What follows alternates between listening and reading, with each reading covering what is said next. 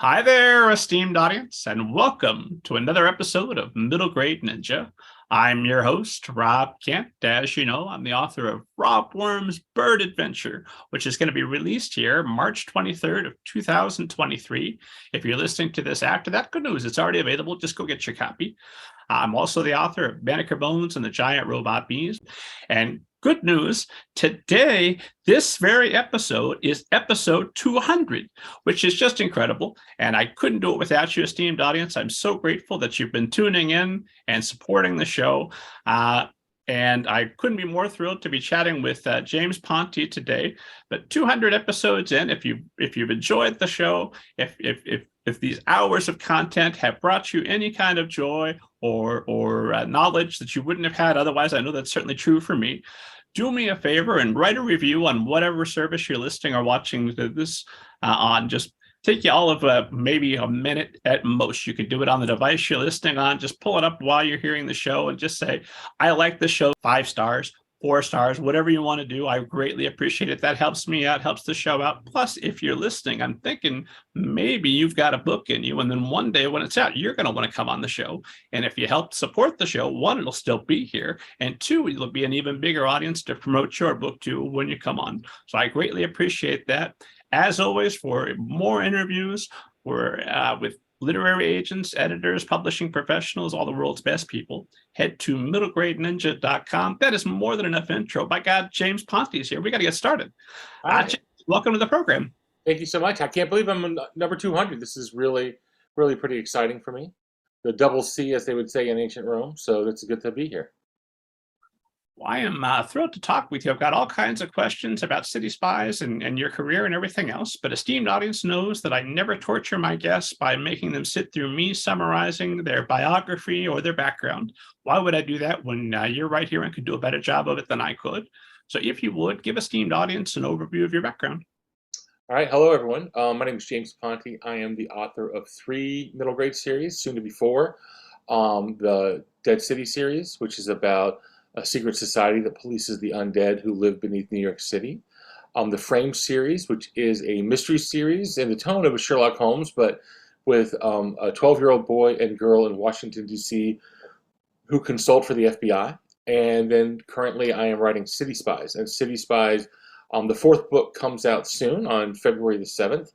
And it's a book series about 5 kids from around the world who have fallen through the cracks, and they are adopted by a British secret agent who turns them into a family of spies, and MI6 sends them on missions where adults would stand out. And then I have coming up a new series. It's a year and a half away, but if you're listening to this from a long time from now, maybe it's not so far away. It's called the Sherlock Society, and it's set in South Florida, and Florida's my home, so it's a fun thing to write about where I grew up and where I live. Like I said, I grew up in Florida. I grew up in a small beach town near Jacksonville called Atlantic Beach, Florida. And I love stories. I loved writing. I was a really poor reader growing up. I struggled with reading. And so my writing journey took me first to film school, where I majored in screenwriting. And I worked in television. I worked at Disney Channel, Nickelodeon, PBS, writing scripts for a lot of kids shows, for cartoons, things like that. Eventually, I moved up is not the right word, but eventually I went on to work for different cable channels as a producer. So the History Channel, Spike TV, NBC Sports, Golf Channel, all over the place. But about 10 years ago, I made this commitment to see if I actually, because by that point had grown to love reading, if I could be a novelist. And so I started writing books, and those, this is your 200th episode. My 4th City Spies book, which comes out in February, is my 10th book. So 210. So we have good, nice round numbers here to talk about. And that is a very boring recap of my strange but my life. No, I found every last word fascinating, and we're going to dive a little bit deeper on a couple of things. I love the idea of people listening to this way in the future, because I'm now, 200 episodes, 5 years. I know it does happen. I'm always curious, like, oh my God, people are still watching that? I already forgot that happened. Wow, amazing. And then I like to think, well, what if after all of humanity has been wiped out, which, come on, we've all lived through 2020 now. We know it's just a matter of time. Anyway. And then I assume aliens will watch, like, what was humanity like? And this will be the program. So huge responsibility, you and I representing all of humanity. We are from Earth, a flawed but wonderful place. So, dear aliens, please remember us kindly. There'll be us this episode, and maybe Fast and the Furious 6, and that's all the clues they'll have. But that may be the best Fast and Furious. So I feel like we're at least giving them something to hang on to. The aliens will scratch their chin and say, "Huh, the humans were all about family. Fascinating." There we go. There we go. So I'm always fascinated by somebody who has trouble reading as a child who then goes on to become a novelist. I had read a really traumatic story that you had when you're in your first grade classroom. Everybody there's a poster with all the names. And every time they finish reading, there's a star next to it, and you only had the one star. Yeah. So this is my first grade class, Mrs. Brooks, who was, by the way, an amazingly good teacher. Um, and I remember her well from first grade, and that was a very long time ago. But we read in class all the time, and I was a very slow reader, and it frustrated me beyond no end. And we had a poster on the wall, and on the poster was everyone's name, and every time you read a book, you got a star, and you put the star next to your name, and it was a way to keep track and brag and show off about all the books that you had read. But for me, for someone who struggled to read books, it was I avoided that part of the classroom because it, it it hurt to see how far behind I was. And I had a good friend across the table from me, and she was an incredible reader, and her you know her line was filled with stars. It looked like the Hubble telescope took a picture of the galaxy, and there was just stars everywhere. And my line, I always say, looked like the flag of Texas, the Lone Star State. I had one star for the year. And when I got that star, I was so excited that I finally had one. And when I got to the poster, put it up, I was just embarrassed because then it's like, oh, I only got one. And so really at the end of first grade, I kind of made a mental note to stop trying to read. And that put me behind in life for quite some time because I kept to that. I read very little, almost never for pleasure. The thought of reading an entire novel just baffled me. And now when I look at the ones that I write, first of all, I can't believe that I write books and my friends think it's hilarious that I write books. But second, I can't believe how long my books are because I'm like, think about you as a kid. You are not writing for you, even though the plots and the stories that I write are the ones that I would have wanted to have read when I was younger. So that's a battle I have with myself about book length. But yeah, so writing was not a real great thing for me. And then in college, I went on a blind date, and I'm on this blind date with this girl who's wonderful and pretty and smart and funny and nice and everything you could want. The whole point of a blind date is to get to the second date, right? You want to try to, well, maybe this goes well, we could have another one, and then the second one, and so she about 30 minutes in said, oh, I love to read. Do you like to read? And I'm like, well, I can't really hit her with well, in first grade, I really struggled. There's this poster, and they start. So I lied, which is, I am really not a liar, not just because of virtue, because I can't keep things straight. So I just always tell the truth, but I lied. I said, oh, I love to read. I really love to read. But we started dating. So we started dating. So I didn't want to admit that I lied on our first date. So I would carry around a book, and I do all that. And now we've been married for over 30 years. And you know, once she was really fully committed, I said, on our first date, I said I like to read, but I may have stretched the truth a bit on that. And she's like, yeah, the fact that you've been reading the same book for a couple of years was kind of a dead giveaway.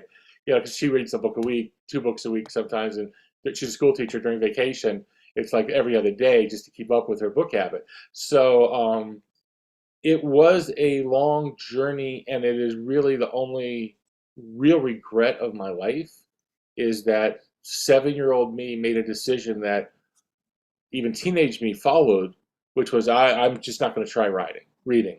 I'm just going to stay away from it. And I have a lot of friends who are writers who are really good, and many of them very well known writers, and we'll get together and we'll talk, and everything's great until they start talking about all the books that they loved as kids, and then I just disappear from the conversation and I listen because I can't contribute. For me, it was movies. For me, I started going to movies. My mom loved the movies. The movie theater was the only place I was allowed to go by myself growing up. And so I would go to the movies, and a movie is 2 hours long for everyone, or an hour and a half for everyone. And I fell in love with that storytelling, and I started making movies growing up. And then I knew that that's what I wanted to do, was work in film or television, and really that sent me on that course. But books were always secretly kind of pulling me back, and I am happier now writing books than I have ever been with any part of my career. That is the best reading or best reason I think I've ever heard for wanting to become a reader, is to impress somebody you're attracted to. Yes, no, it was important, and she is fantastic, and she is, you know, yeah, it's great, and she, also bonus, she reads everything I write as I write it, so she's the first editor of everything. So it was a win-win, that date for me. It was very good. So if you don't go on that date, maybe I'm not talking to you today. Maybe You we're are doing. definitely not talking to me. You are definitely not talking to me if I hadn't gone on that date. So I'm curious, because I'd also read that you had decided to become a writer when you're in Mr. Prothero's fifth grade English class, but you're not reading. So what is it that made you want to be a writer in fifth grade? Okay, here's the weird thing. I wasn't reading books, right? I would read things like Sports Illustrated. I'd read things like, greatest receivers of the NFL. I love the World Almanac. Every year I would get a new version. So I liked, what I had trouble with was that narrative content storyline carried out. I'm petting my dog. I'm trying to secretly pet my dog so she doesn't bark. So that if you notice any weird twitches with my left arm, she is, as always, taking advantage of one of these sessions. Um, so I loved books, and some books I did read. There were a couple that slipped through the cracks. One was still to this day my favorite book of all time, which is From the Mixed Up Files of Mrs. Baisley, Frank Weiler. And that was a book that I loved, and it had a mystery in it, had real setting in it, and I managed to make it through. And then there were these books called Encyclopedia Brown, and Encyclopedia Brown books would be, they were narrow volumes, and you'd order them out of the Weekly Reader, and you'd get there'd be like 6 or 7 mysteries in one book, each of them about 9 pages long. So I could keep with that. So I wasn't reading, and I wasn't usually enjoying reading. And my reading, I do great on all my tests except for reading comprehension. I struggled with that. But I always was writing. I would write things that were longer than what I was reading, because I just love stories. I would. The first story I ever wrote was in second grade. I wrote a story about Mickey Mouse's birthday and how all the characters chipped in and bought him a lamp. It's a very strange decision for an 8-year-old to make, but I loved writing stories. My mom did a little bit of writing, and she loved storytelling. At my house, I was the youngest, and you know the way you got noticed at the dinner table or something else is you tell a funny story. Say something funny or tell an interesting story. And so storytelling was always a thing for me. And it was the writing of poetry in Mr. Prothero's class in fifth grade that flicked the switch of like, no, no, no. Because the response from that made me want to, yeah, I want to feel that more. So I have to figure out what writing is right for me, because writing is it. That same year, I went to really a life-changing movie for me, and it was All the President's Men, which is not a movie that most 10-year-olds were into when it came out. It's a movie about Watergate and the two reporters, Woodward and Bernstein from the Washington Post, who uncovered Watergate. And what I loved about the movie was that for years, and if you're not my age, you don't remember any of this or don't know of any of this, all you heard was the word Watergate, and it never made sense to me. What is this place? What is going on? And the president may have to resign and all like this. And then I saw this movie, and in 2 hours, I understood it all. And I thought, oh, a really well-told story is the thing that helps you see the world better and helps you understand better.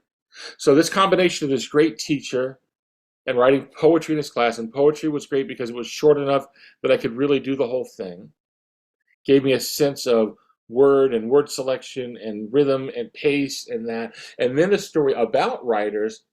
So it was twofold. It was not only a story where the written script and story of the movie explained the things to me, but it was about that, oh, the heroes of this movie are the people who write the stories. And I thought, okay, so writing is the thing for me. And then my quest from fifth grade to 12th grade was figuring out what type of writing. What I want to be. For a long time, I thought I might want to be a journalist. Probably partly inspired by the Woodward and Bernstein thing, but it's like just newspaper writing is short and concise, or magazine writing. Okay, I like that. Or I might want to write TV shows because I love television, or I might want to write movies. So I love, and so I banged around with all that. So even though I wasn't reading like the other people, I was appreciating story. And a couple real turning points along the way. I had a middle school teacher who was amazing. Dale Tyree was his name. I had him all 3 years for English. And in his class, and he was from Indiana, like you. And Mr. Tyree would have us make movies in class. And every year, each grade would make the movie. And every year, I wrote our movie for my class. And I turned to him once and I said, I think this is what I want to do. Because writing scripts feels so right to me. I think I want to write movies or TV shows. And then I just said, or plays, because I love the idea of plays. And I'll never forget what he did. He looked at me and he said, write a play, James. If you write a play, we'll produce it at school. And it was the most amazing thing, because he didn't ask my parents, my mom, he didn't ask my principal, he didn't ask anyone. He just said, on the spot, write a play and we'll produce it for the school. And I said, okay. And so I wrote the worst Christmas play in the history of mankind. I mean, it was unbelievably awful and inappropriate. The fact that this is put on at a school, a public school, it is just now, but it was about Santa's sleigh being taken hostage by terrorists. And it involved at one point, there are machine guns. There's a fist fight between an elf and the Ayatollah Khomeini. I played Jimmy Carter in the play. We had all these things, and it was just really silly humor. And true to his word, we produced it for the school. And one day we sat in the cafetorium and on the stage, and we kept doing this stupid play that I had written. There's my dog finally giving up, walking away, showing me what she thinks of her. And I sat in the wings, because Jimmy Carter only had 1 or 2 lines. I was not a good actor ever.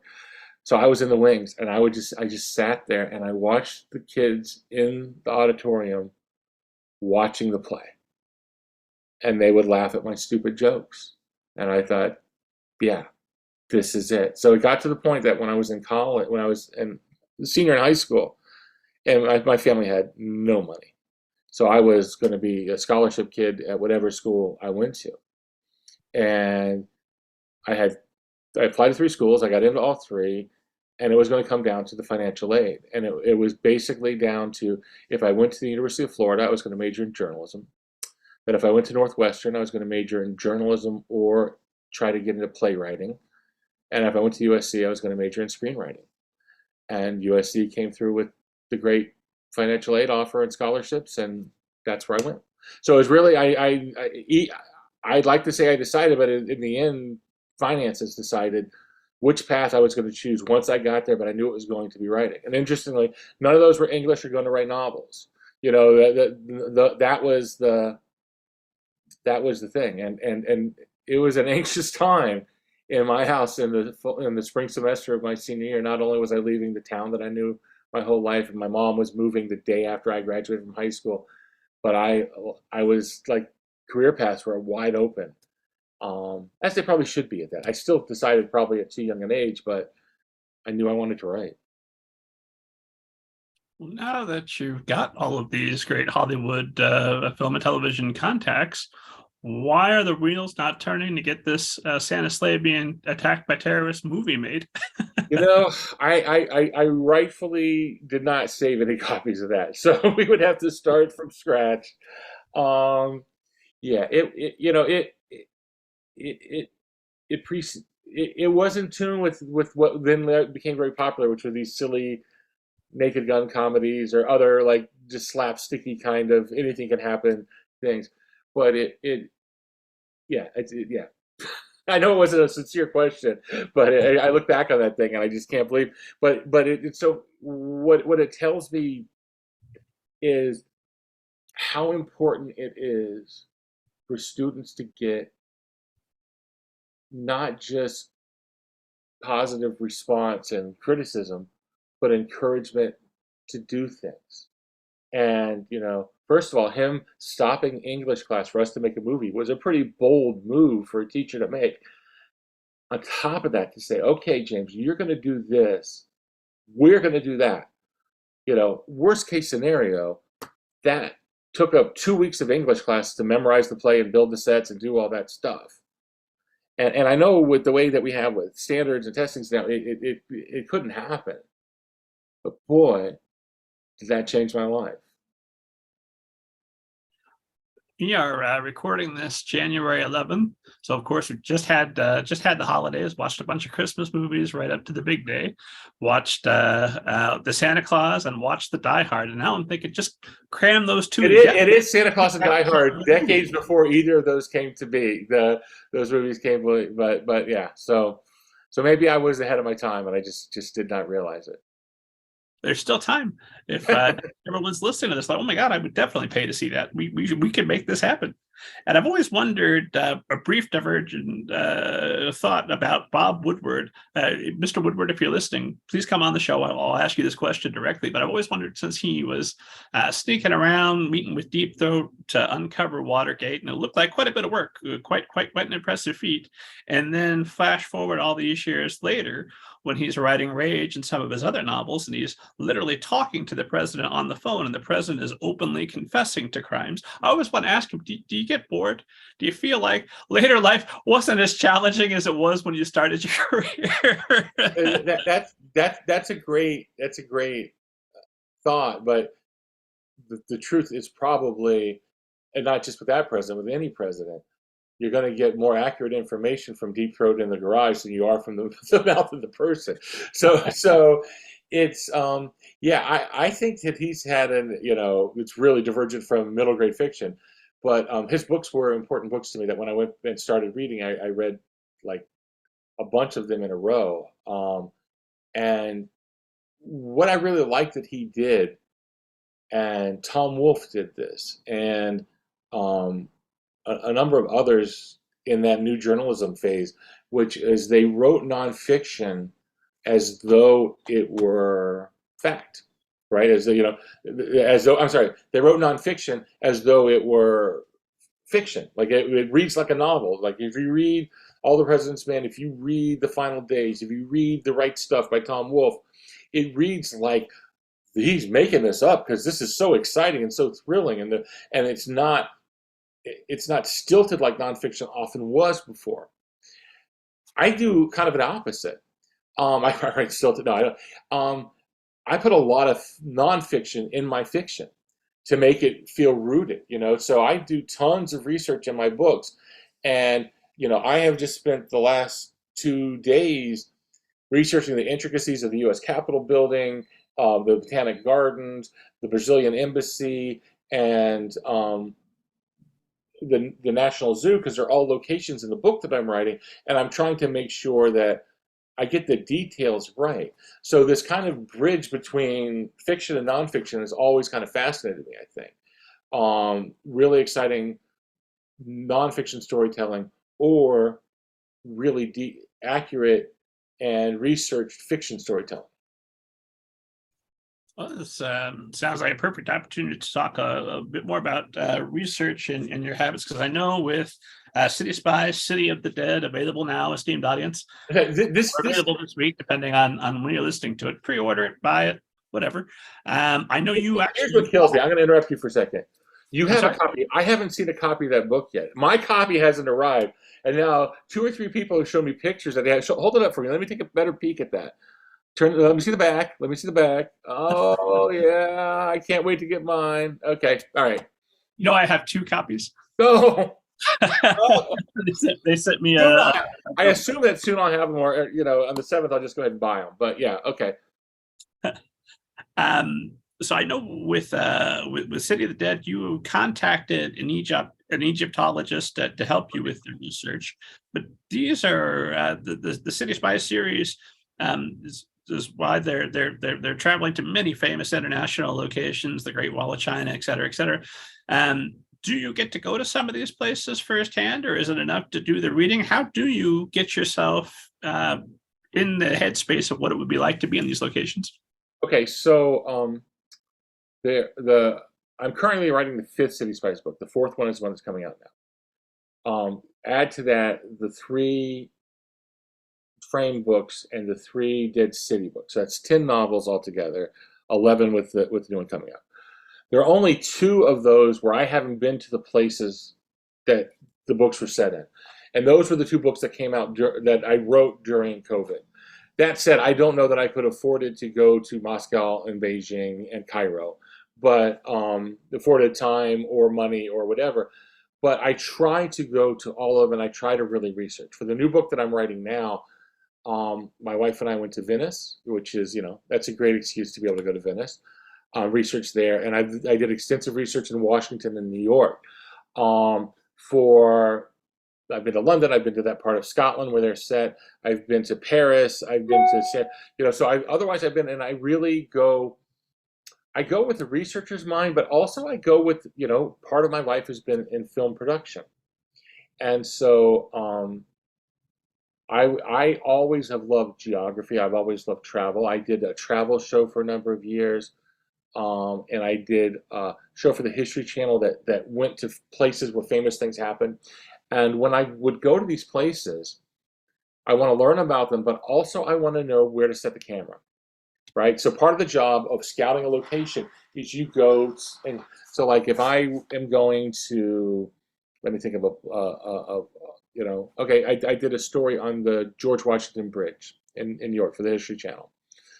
And so I went to New York and I would figure out, okay, if I stand here in New Jersey at this park, I can interview someone and the background is filled with the bridge, and that's a good thing. Or if I go here, I can shoot on the bridge at the traffic coming. And I go and I scout out the locations. We went to, LA, and I would go, where do you see the Hollywood sign? Where do you see the Chinese theater? And you go, and then you get more detailed. I did a travel show in London, and I did a week just figuring out where I was going to put the camera once I got there, right? So I do the same with the books.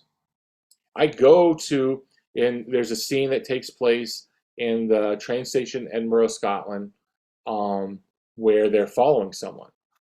I set it in Edinburgh Park because I knew I was going to be going there for another thing, and I went to the train station. Then later that in the middle of the night, I went to the airport because there was a scene there, and I walked all around. And I thought, well, if I was making the movie, where would I set the movie? Oh, this is a really interesting location. And oh, from here, if you stand here and do this, then you can see something that you wouldn't realize you could see. And then I write the book based on that scout. So it really helps me be creative, because the more you know, then the more you can go on. There's right now what I've just been writing this week takes place at the British Embassy and the Brazilian Embassy in Washington, D.C.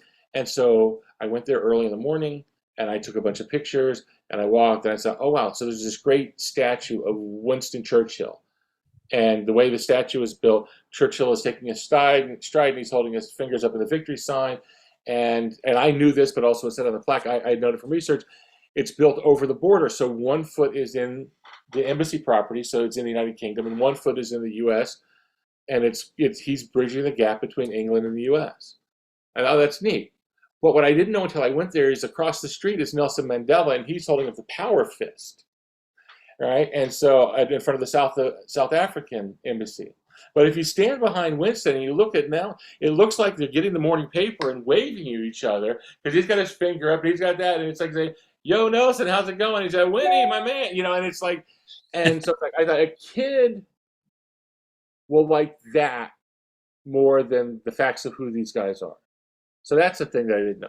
And then across the street from the Brazilian embassy, which I needed because one of my characters is Brazilian, is this amazing thing, which I knew was there, but I wanted to go research, which is the Iranian embassy.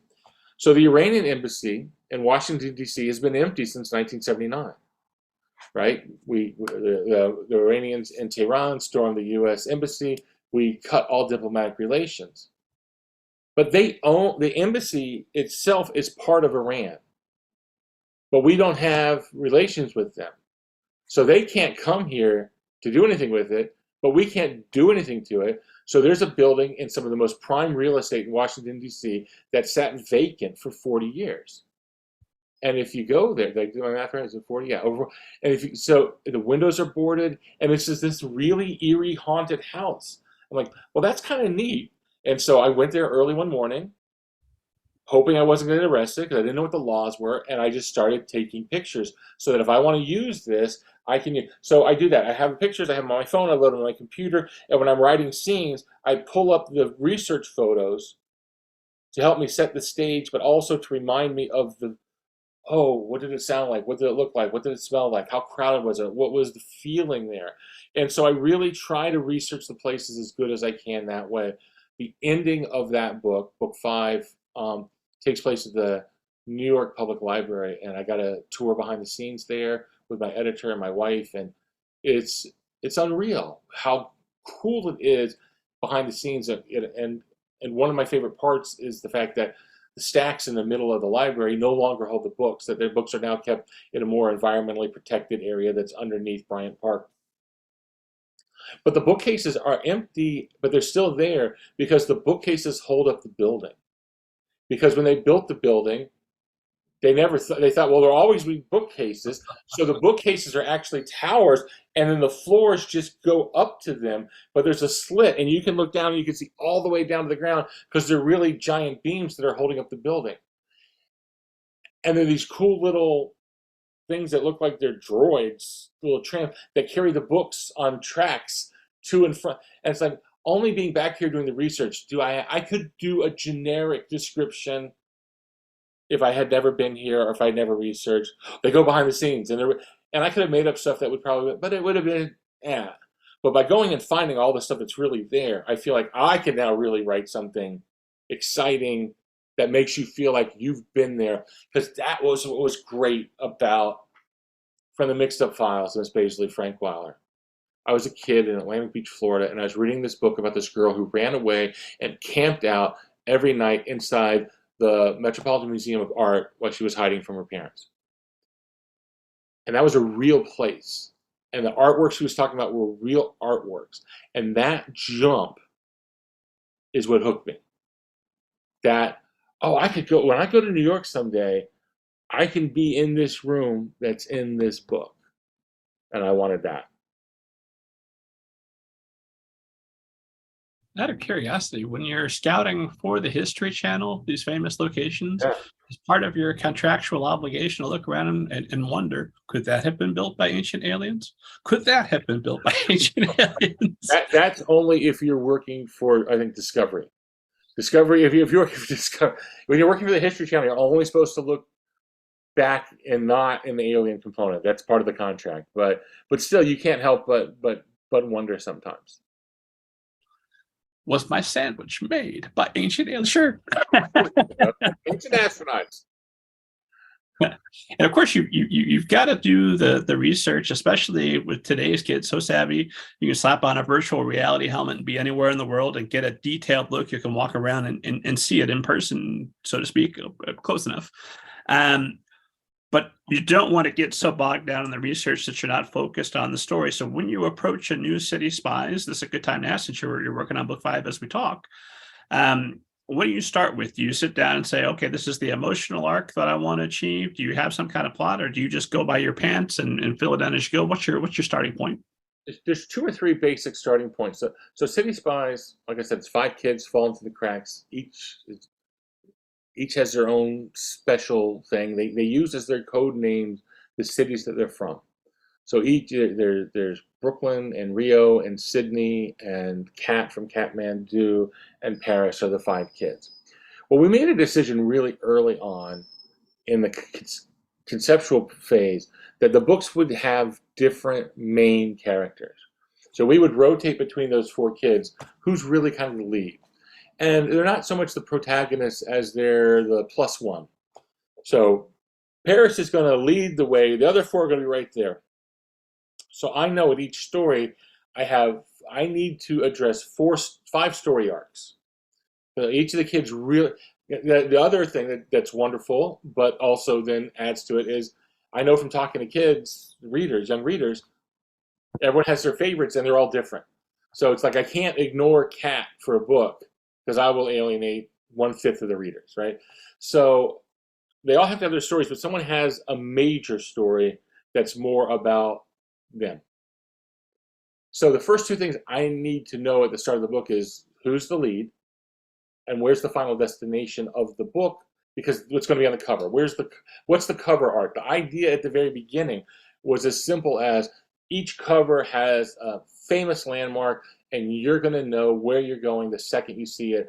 Oh, it's going to end up in Paris. Oh, it's going to end up at the Golden Gate Bridge in San Francisco. And so I need to know where it's going. And then I try to combine those things. And then very early, if not really at the very beginning, though, is like, what's the problem this time? What's the conflict that main character is going through? And how do I make it different so it doesn't feel like, Murder, She Wrote, and every week someone else gets knocked off in Cabot Cove and she's got to figure it out. I want them to feel different each time.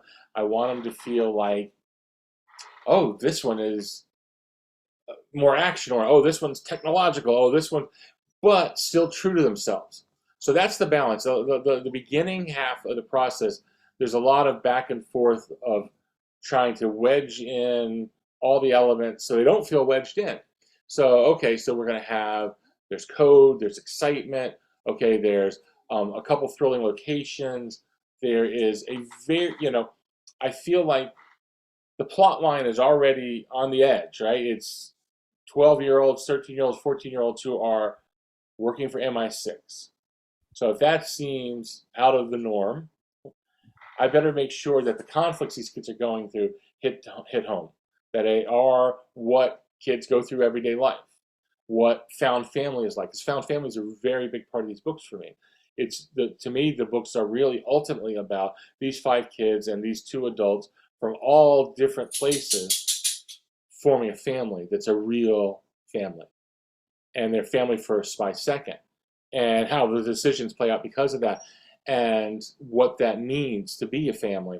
And so I'm wrestling with that. And once I feel like I've got a good, okay, I know what that conflict is. I know who my main character is. I know kind of where we're headed. What's the mystery? Just on a basic one. And I have those elements. Okay, now I can write.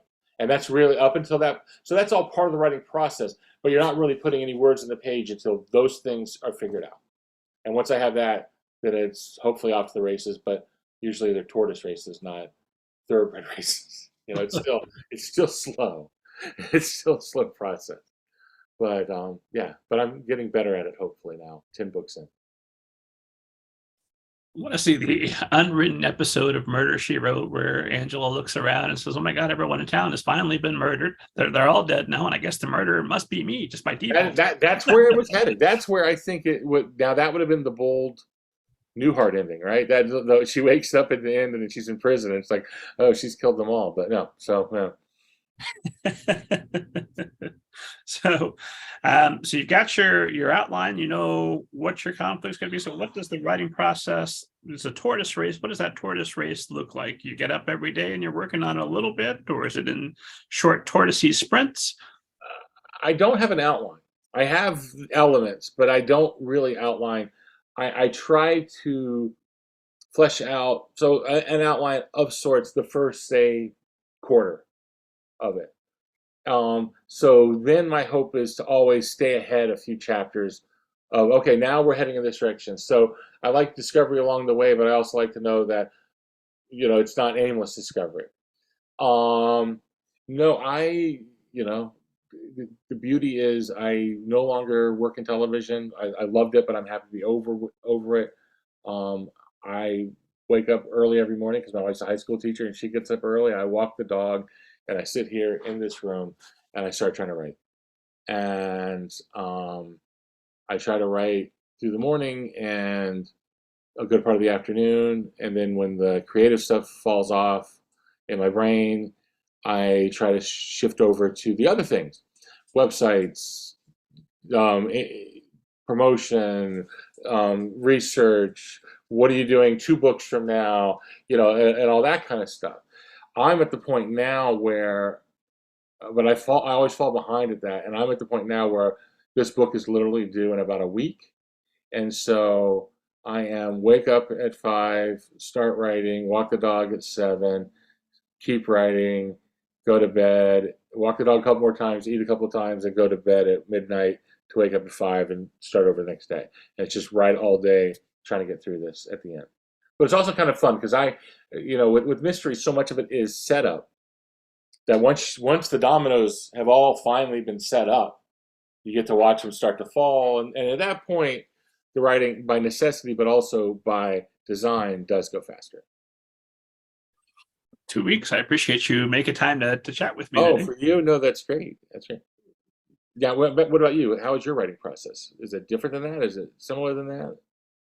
Pretty similar.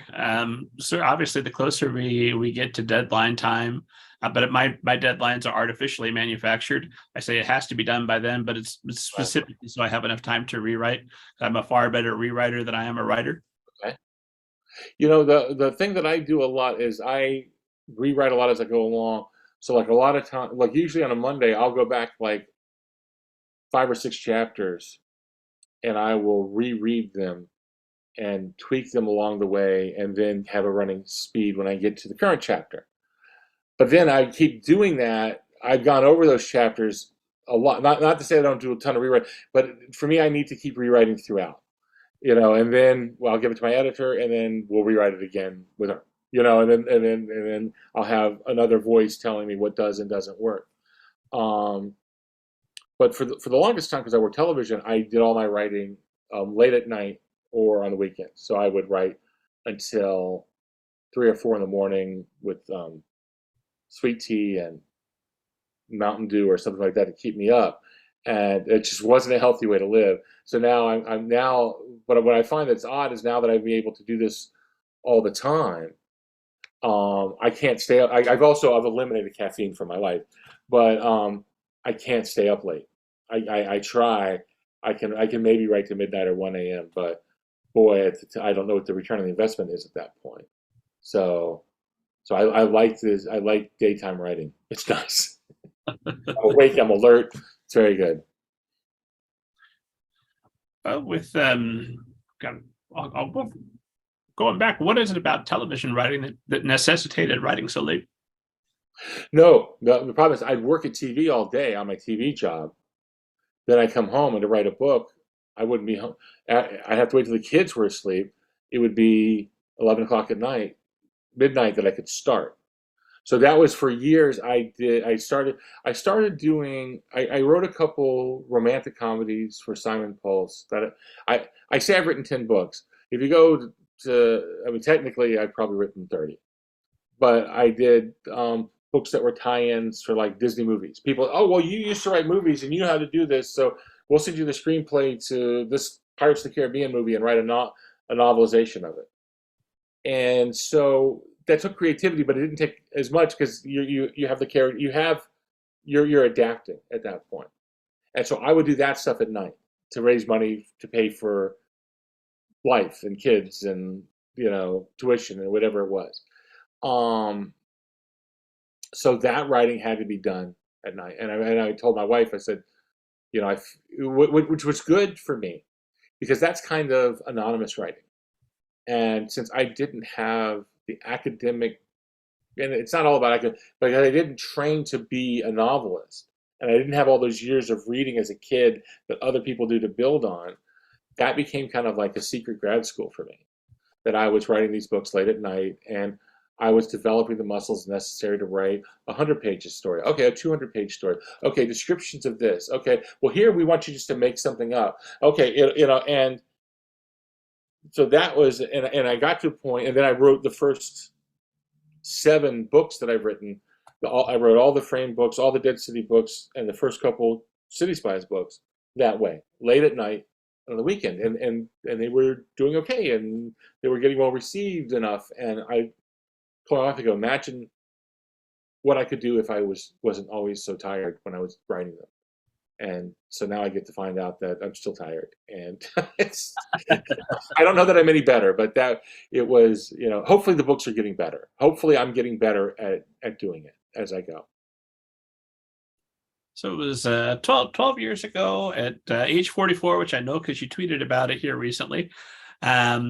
You decide that you're going to start a new year with a new beginning, and you're going to launch into this. Now you've already got a tremendous career. I mean, you worked on the Mickey Mouse Club, and you knew Ryan Gosling, Justin Timberlake, Britney Spears, Aguilera way back when. So already a tremendously successful career. What is it that precipitates that, okay, this year I'm changing things at age 44, 12 years ago, we're doing this, and now you've done it tremendously. We're about to see book number 5 in your series. So we had 2 kids, and my oldest son was severely autistic and epileptic, and he never developed any kind of speech or communication skills. He had 10 to 15 seizures every day, and he had a really hard life. He's a great, wonderful, beautiful kid. And as he got older, he had an aide at school, but he wasn't really doing things academically, but at a certain age, he could no longer go to school. And so we knew that was coming up. And when you have kids, you plan. You try to be responsible. When you have special needs kids, you really plan a lot. And so, years back, I sat with my wife and I said, realistically, we have to accept the fact, we have to plan for the fact that one of us needs to be home with him at all times, because he had so many seizures that you didn't have to just be with him. You had to physically be with him and hold him if you were moving, because he would fall and he could break a bone, and he could cut his face, all things that happen. And even with him all the time. And I said, and realistically, even though television pays better than being a school teacher is much more reliable. So we should rely on the fact that your job is consistent.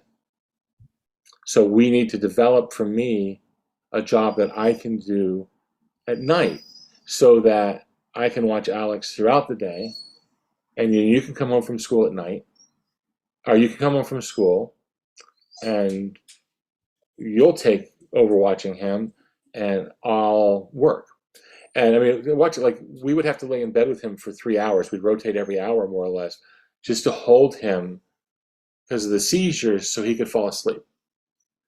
And so I said, this book thing that I've been toying around with for extra money for doctors and for all this kind of stuff, maybe I can do this. If I take it seriously, maybe I can do it. Sorry, my dog. Lucy, come here.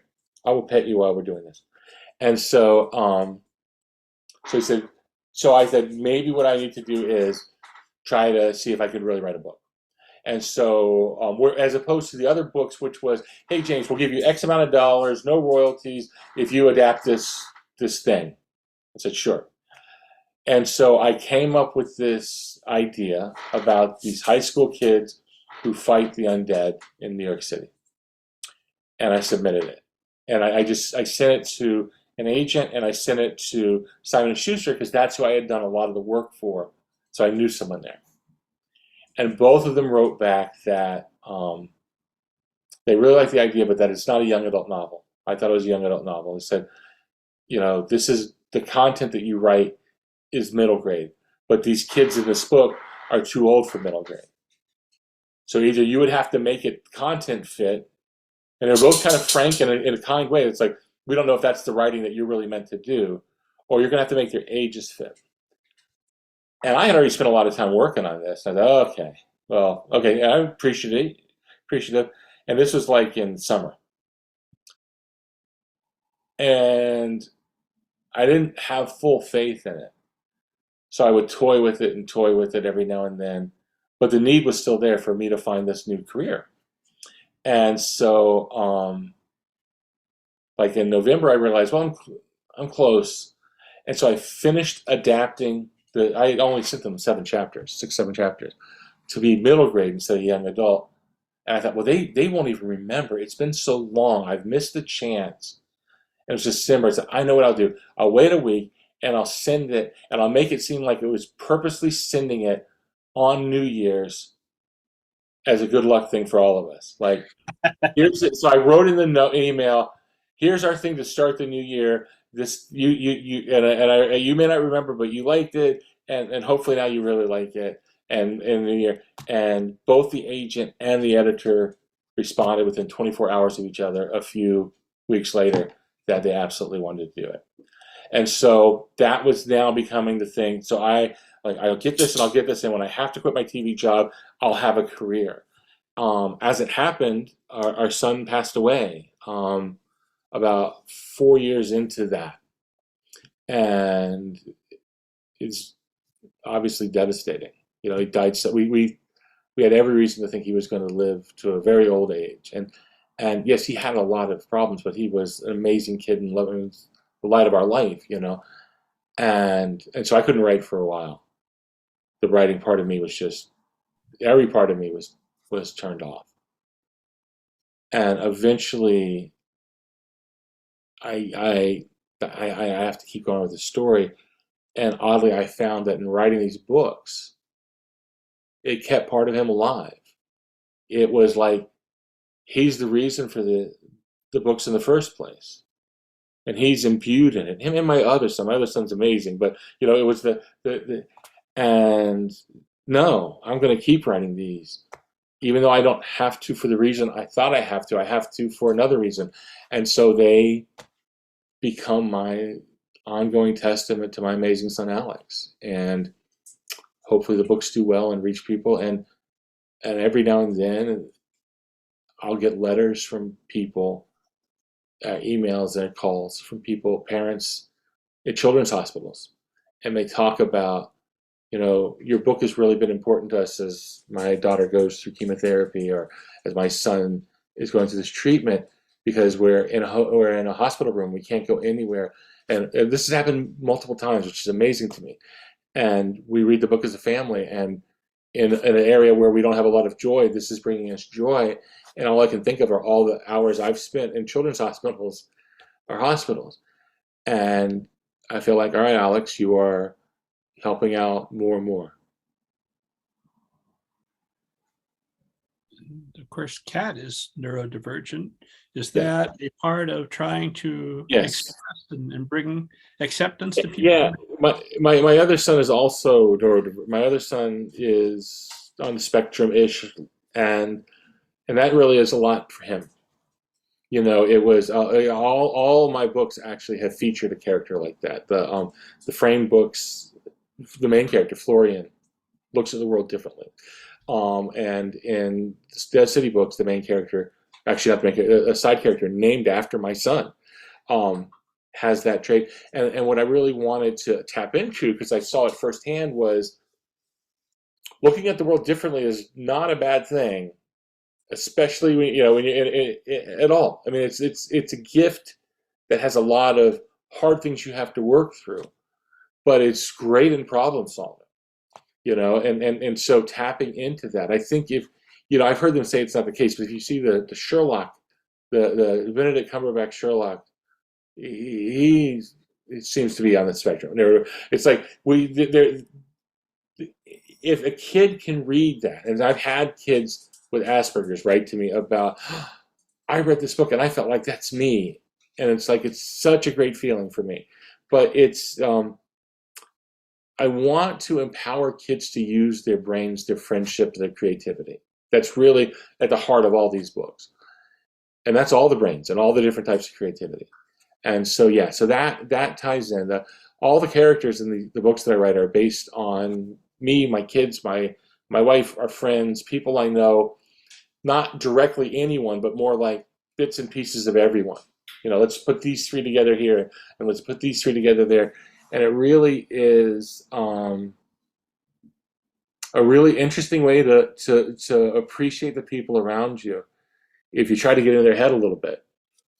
And you're like, oh, okay, if it's true of this character, then I should probably be a little more sensitive to it, person to person, because now I realize by thinking this way that it's a different way of seeing the world. That makes sense now. I don't know if that makes sense the way I explain it, but yeah, it does transfer onto the page for me. Of course, you're writing about characters of all sorts of different nationalities, different cultures, different not different races. So when you're doing that, how do you get the feedback you need to make sure that you're representing everybody honestly and authentically, or as much as you can? Well, so there's a bunch of ways, and I'd say that's the single most challenging part of writing the City Spies book for me. Not the research, not the spy stuff. It's the being true to the characters, being honorable about the approach to them. Um, I was born in Italy and moved here as a kid. My brothers have a different father. They were born in the United States, but they grew up partly in Italy. So those are all European white cultures. But from my whole life, there was a sense of culture mixture. And I really liked it. It was a real key part of who we were and who I was. And I wanted that international feel because I felt like the international component of our family life was really great, and it gave me a view of the world that maybe was different if I had been born and raised in the town where I spent most of my childhood. Um, and I wanted kids from all over. As the frame books started getting translated into different languages, and I thought, wow, I should really think of all the kids who are going to read these books. I want them all to be able to see themselves. And so I early on decided I want the kids from all over the world. And not only that, I'm going to set the book in MI6 UK instead of CIA USA. Because I think as an event, we all love, don't we all, but I love James Bond, and there's a neat component of, that spydom with an accent, where if you talk about the CIA, if you live here, there's all the controversies maybe, or I wanted to avoid politics and have it just be so I got into who these kids were. I made kind of a promise to myself that I would only write about the things of them that were relevant in my life. So this concept of family forming, types of identity issues of who am I, but not who am I ethnically, but who am I as a young 14-year-old, right? The dynamics of character, and that I would really search out great people that I could talk to when I touched on areas I wasn't sure of, and ask them about it. So, and a lot of them are the writers. So there's Supriya Kelkar, who is a great writer. She's Desi. Her family's from India, um, which is not the same as Nepal, but there have been times when there have been questions about Kat's religion that I'll talk to her about. And actually, she flatly told me, she goes, just don't write about that. Just take that out of the story. And she said, I don't doubt that you can write it well, but there's just no benefit to that. She goes, I get attacked by people because there are different sides to this. That when I write about my grandmother in India, I get attacked by people who said, well, but you're representing us, So look at that. Christina Diaz Gonzalez is a dear friend of mine. She's Cuban American. She lives in Miami. And even though Brooklyn is Puerto Rican, which I really wanted, because I wanted to stress the fact that it's American, even though she's Puerto Rican. She and then they didn't put me in touch specifically with people sometimes who are specifically from where these people are from. So I try to be very careful, and I try to make sure that I do a ton of research, but I am constantly on looking after myself and telling my editor, we just have to make sure that we don't breach into things that are inauthentic or things that we shouldn't be the ones telling. So I'll give you an example, which is Paris. So Paris in this book, in the books, Paris was a refugee from Africa living in Paris when he met Mother, and now he lives in Scotland. And there's a writer I know named Abir Mukherjee who writes these great mystery books. And Abir is an Indian family who grew up in Scotland and lives in London. And I was talking to Abir once, and Abir says, you know, it's funny. He says, I don't belong anywhere. And I said, what do you mean? And he goes, in London, they think I'm Scottish. In Scotland, they think I'm Indian. In India, they think I'm British. No one thinks I'm with them.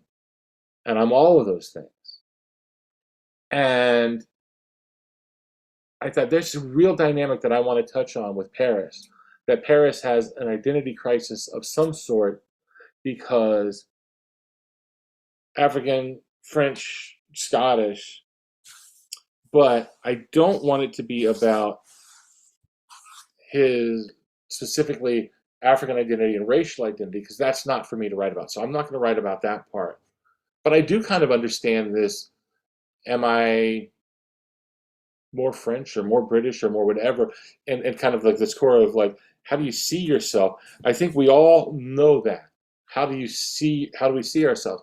So I have to find this one and be really careful. And then I have to have some sensitivity readers read what I've written and make sure I haven't inadvertently crossed the line. And then I have my editors read. And that's, I mean, it's a very long answer that probably didn't really answer your question. But I'm constantly trying to find this thing.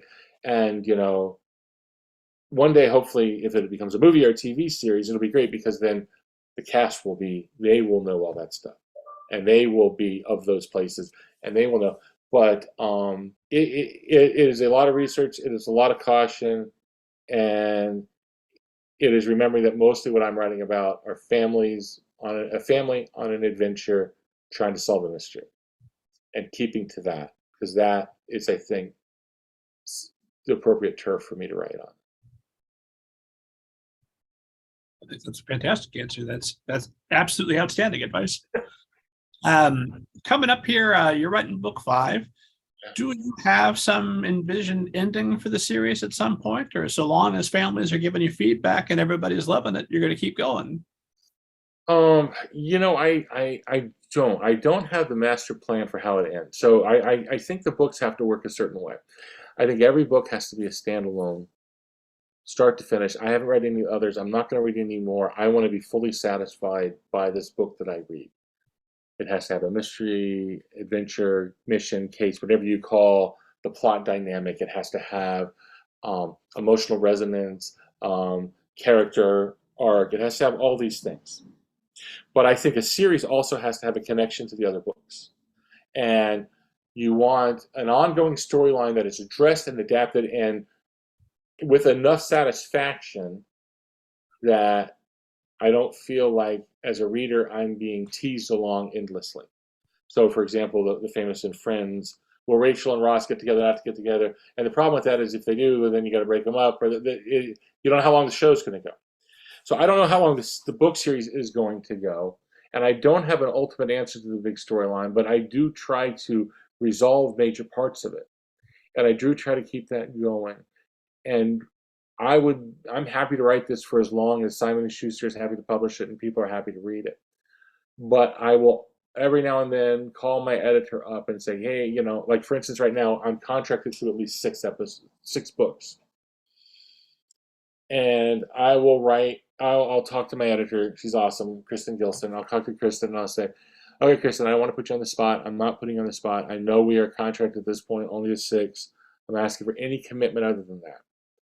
But if in your mind 6 is the end, I need to know in 5 so that I can set up the stuff that we're going to want to do at 6 to wrap this up satisfactorily.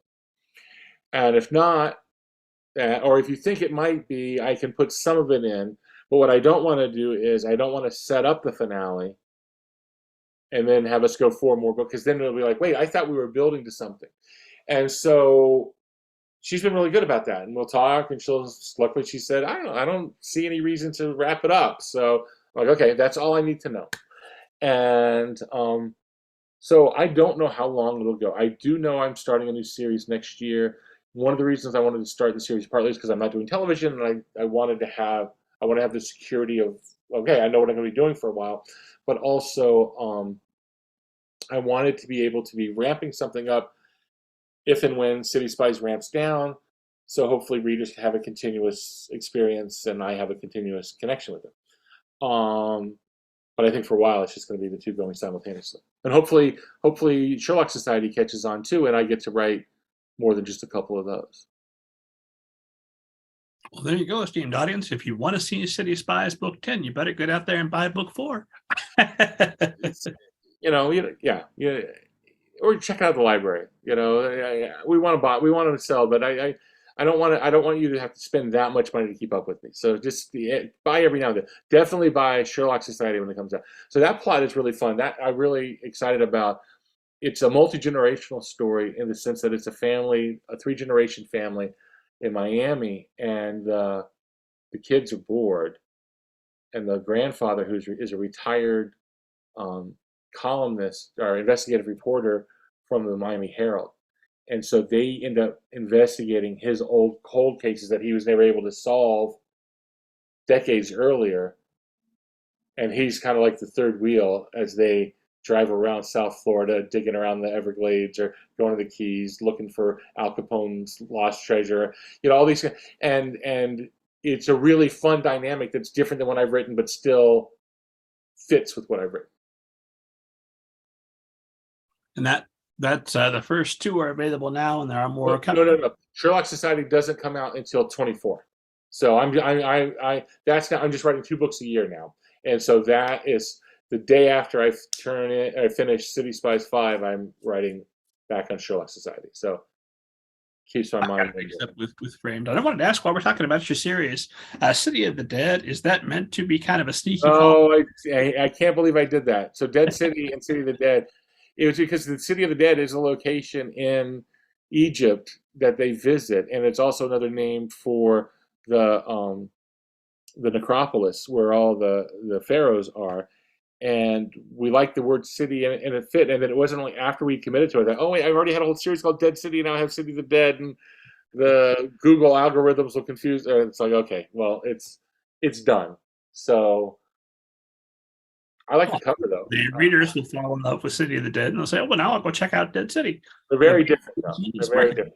There are no zombies in City of the Dead. There are, and it was fun to research that. Yeah. So on that one, I talked to a leading Egyptologist, and there's an amazing website called the Theban Mapping Project, where they are using computers and they're going in and they are mapping all the tombs in the Valley of the Kings, and pictures and diagrams and really detailed information. And it wasn't the same as being there, but boy, was I able to recreate a lot of it here from my office during COVID. It's pretty great. Something I'm watching our time, and it's flying by, but I wanted to ask you, because I've seen you say elsewhere that you are an upbeat and optimistic person, that this is a great strength of yours, and that has to be, given your careers working in television and now in publishing. How do you maintain that in the face of the inevitable setbacks, bad news, and other things that is going to be part of that just go with the territory? I don't know. Maybe your outlook is pre-wired. I don't know. I feel fortunate that, I do. I feel upbeat. I feel optimistic. There are a lot of things in the world that I wish were different. There are obviously things in my life that I wish were different, but I've had a pretty amazingly happy life, even with the tremendous sadness of losing my son, which 8 years later is still at my core impossible to accept sometimes. But I went on a blind date in college and met the love of my life, and have spent 33 years with her, building a life together.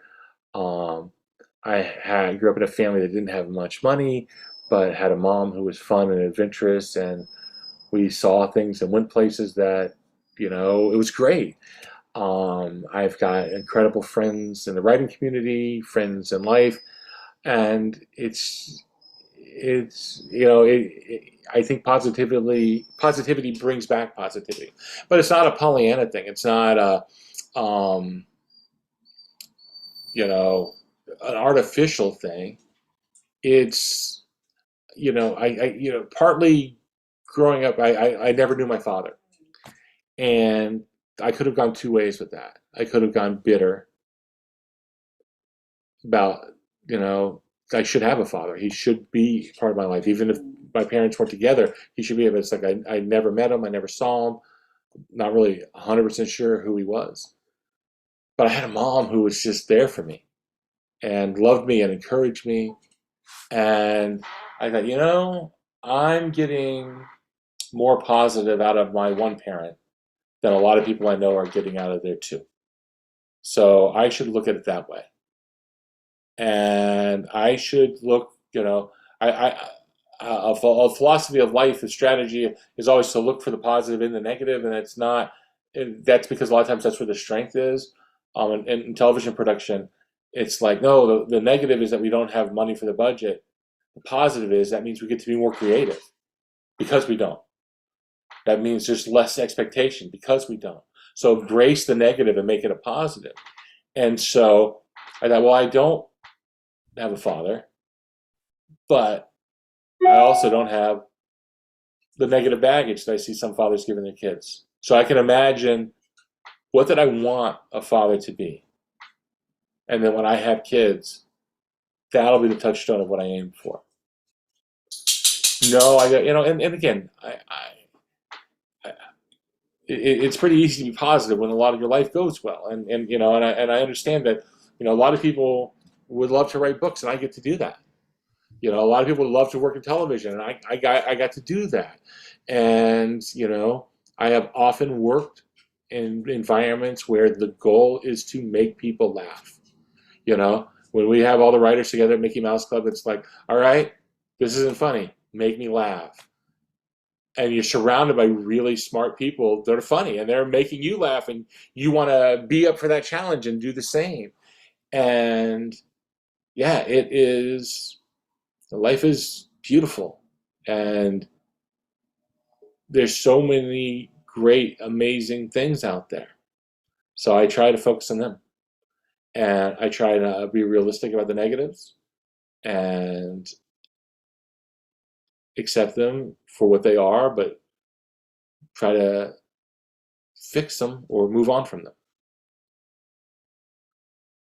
I know you have a famous writer friend who you worked with in television, who wrote a series that rhymes with Gungerheims. Yeah, no, Suzanne. When you see somebody blow up like that, does the green eye of jealousy come out a little bit, or is it more of an effort? I hope that never happens. I really don't. So Suzanne Collins is one of my oldest friends. She's like a sister in a lot of ways, especially for a period of my life when we worked together every day, almost every day. And she was a great guide as a writer, and she's a great guide as a person, wonderful person, and amazing guide. When I saw her go through this phenomenal supernova, how she remained unchanged as a person, and that was so inspiring. No, I was a film major in school, and when I was a film major, I got to work. We do a thing. We had a mentorship program, and I got to hang around with some people who were pretty successful. Like I'd be the 20-year-old in the room with like a film director or a film screenwriter who I thought had everything I wanted in life. And I saw not all of them were happy, or they would interact with people who were really successful and not happy, and other people who, and I realized that career happiness and personal happiness don't necessarily line up, so happiness is the more important thing. But also I saw that success is, I'll never have the success Suzanne had with the Hunger Games. That's fine with me. I think Suzanne would tell you, she doesn't exactly know how that happened, and sometimes something, but it was amazing to watch, and I've seen all types of success though. I've seen, Stuart Gibbs, a good friend of mine. Stuart's been really successful, in his book, and I've been friends with him long enough, which is great with Suzanne because I was with her before she started writing books, to see the levels and he's now moved up to here. Or she's now done this, or now it's going to be a movie, or now it's going to be that. And I went to the 3 of the movie premieres with her, and she had a group of friends that went to these things, and it was funny to see this. Now it's like, this Hunger Games used to just be her, and now it's these people that are making this movie. And no, I jealousy is luckily something I don't have much of. I mean, this or envy. There are times when you go, God, I wish I didn't have that. There's certainly that in life you see, um, but mostly it's like, no, this good people doing good things, and enough works out that no, that'll be good. And I'm sure there are probably some people where I feel like I'm just scrapping away. So, oh God, he's got it made. He gets to do that. I mean, there's always levels of of whatever, and I get to write books for a living. I get to write books for a living enough that I'm not worried about where I'm living or what I'm eating. I get to go on trips and do some nice things. Um, I get to connect with people who say things like, "We read your book in the hospital, and it means the world to us." And everything beyond that's gravy. Everything is just. I'm excited to see what it be, and I want to. I would love it if one of these books became a movie, but I'm not losing sleep over that. But if it happens, I'll try to hang on and enjoy that adventure. But I know ultimately who I am, and that's more than enough for me. Ms. Collins, if you're listening, come on the show, tell me your side of things, and I'll tell you about how the Ballad of Songbirds and Snakes is the best in the series. Just amazing. How do you maintain some perspective of keeping your personal happiness separate from your career happiness, which, by the way, your career is going phenomenally well. You're on the 200th episode of Middle Grade Ninja, for God's That's sake. that. Well, And your sales are incredible for City Spies. So you're doing great. But how do you maintain that personal happiness and separate that from what's going on with your career? um, I don't separate it. I only really worry about it. Um, and career, like I've always needed to write enough to make enough to feed the kids, right? So yeah, you have to focus on the job. But I have this theory in life. I try to drill this into my son and anyone who will listen, and it's called it's about nouns and verbs. And that the problem that we make, I think, especially when we're young and we start setting these goals for ourselves, but really at a lot of stages in our life, anything aspirational, a lot of times we think in terms of nouns. I would like to have this house, this car, this salary, this thing, a boat, whatever it could be.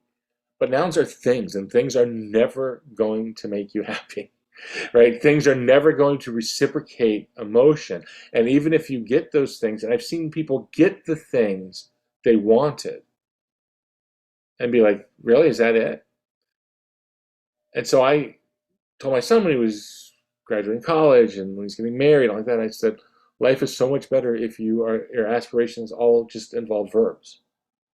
I want to create. I want to laugh. I want to travel. I want to um, love, right? I want to do these things. Because the verbs, if you do them, bring the nouns on their own. I didn't set out to make the New York Times bestseller list. As much as I'm thrilled to be on it and I thought about it, but that wasn't the thing. I set out to write books. And that books, by doing that, that took me on the New York Times bestseller list. So the noun came.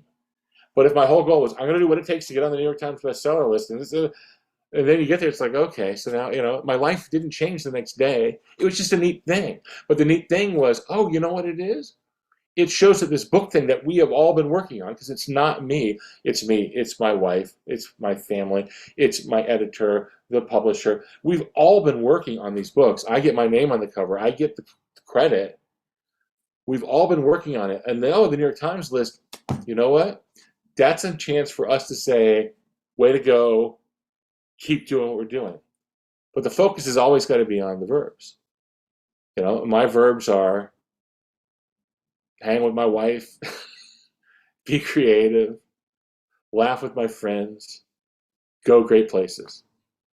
Maybe watch the Red Sox, and all of this last year, that was not a good verb. Focus on the verbs, and that is where happiness is, and often that is where success is.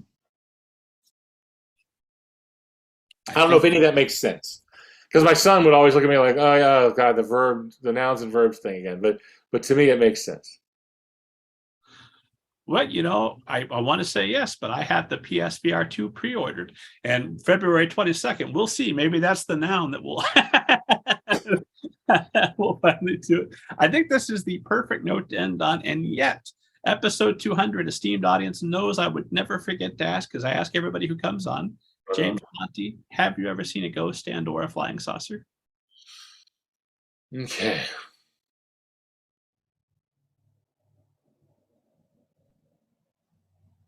No. Trying to think. I don't discard either of those things, and I've had experiences but no, I have never seen a ghost or a flying saucer. But I am wide open for it, because one of my verbs is to explore, right? So explore the world. If that includes ghosts and flying saucers, bring them on. Where can esteemed audience find you online, follow you on social media, and all that good stuff? Okay, so online, jamesponti.com. Also, renegadesofmiddlegrade.com. Renegades of Middle Grade is a group I started a few years ago where I just collectively kind of reached out to some writers and say, hey, we should have a presence together. And it's so much fun. And there's such great writers on it. And so both those sites are worth going to. On social media, at James Ponti, on Twitter, at James Ponti Books, on Instagram. I'm not great at Instagram. I'm trying to get better. I don't know that Twitter's going to be around that much longer, so I feel like I have to get better at Instagram. But I try to be accessible. I know that as a kid, like for me as a kid, I used to write my favorite baseball players, and if I could connect back, even if it was a stamped signature on something, what's great on social media is that if someone writes to me, I can respond back in a way that I have the time to do it, and it gets to them, and that's really fun. So I do like that. That said, on social media, I try to interact more with the adults than with kids, because I don't want kids to get in the habit of just trusting people they don't see. So if kids reach out to me, I usually will say, well, let's check with the adult in your life, and then I will write back. But even if a kid just writes me an email, I'll write them back. That's not a problem. But if I have time, sometimes I'm so swamped with deadlines I don't. But yeah, so you can find me in those places, or look at the street for the balding heavyset guy with glasses, and that might be me. So there you go. James Ponti, this has been an absolute thrill and a pleasure. You have been a tremendous guest, and I appreciate you making the time. Episode 200, folks. I can't believe. Congratulations. That's wonderful. You see, and they go, that's a noun, right? That's like you just did your thing, and you didn't start saying, "Oh, I'm going to have 200 of these." It's I'll do them for a week, or 2 weeks, or 3 weeks, or 4, and it just goes and goes, and now 200. Then congratulations. That's quite an accomplishment. I'm convinced every episode is the last one. Sooner or later, folks are going to find out I'm a fraud, and then it's over, and I'll say, "Oh, well, that was lovely while it lasted." I'm part of a Zoom group. We meet every week. It's authors, really fun. Gordon Corman's in that group, and Gordon just had book number 101 come out, and we marvel at that. It's like, I'm excited about 10, 101, and we'll give him all kinds of garbage about, like, are you still excited? It's like, because when the books come in the box and you open them up, and it still kind of makes my heart, and I go, but at 101, it's like, oh, books, God, where's the shelf space, right? And he's like, no, he's still excited about it, and you're still excited at 200 episodes. Just keep on trucking. That's wonderful. Well, it sounds like episode 300. I need to get in this group. That's going to be an amazing episode. There you go. As always, esteemed audience, for interviews almost as good as this 191 in the back catalog, plus written interviews with literary agents, editors, book people, the world's best people, head to middlegradeninja.com. Make room for the new coming Rob Worm's Bird Adventure, my favorite book. I can't wait for you to get your hands on it. And God willing, I'm alive. I'll see you next week.